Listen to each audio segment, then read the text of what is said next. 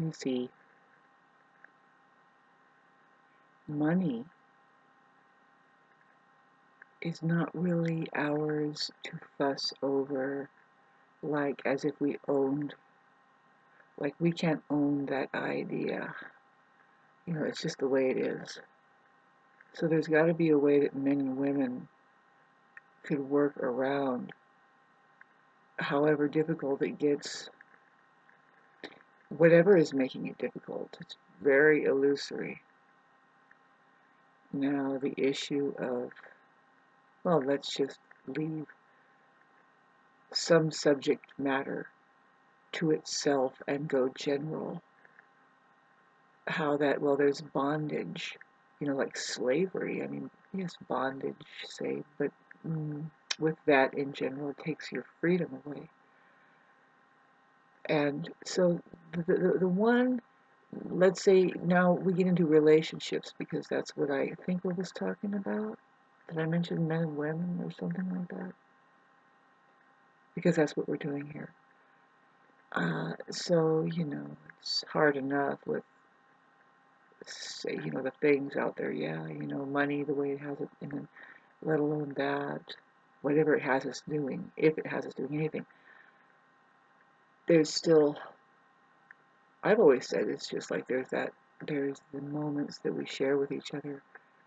Do we value that or not? Watch me do some rapid eye movement over that. But now let's get back to talk about what's valuable. What do we value? Okay, so who is the more important one? What association is the most valuable? Is the one who gives you freedom. It's the one that kind of came in freedom and leaves in freedom. And you're involved with that freedom. That's something that isn't any one person's but your own. And see, well, and that's a very controversial subject matter because, you can mention the word freedom to some people, and I imagine it's 80%, perhaps, because their imagination goes wild with them. Well, you mention the word freedom to people, like give people the freedom, they automatically think time to paint the town red, go and help yourself to your neighbor's brother's sister or whatever, and committed adultery against whatever field of information there, and what else? Rob and light the place on fire. So whoever's thinking that when they hear that word freedom, uh, wow, we should not give them freedom, obviously.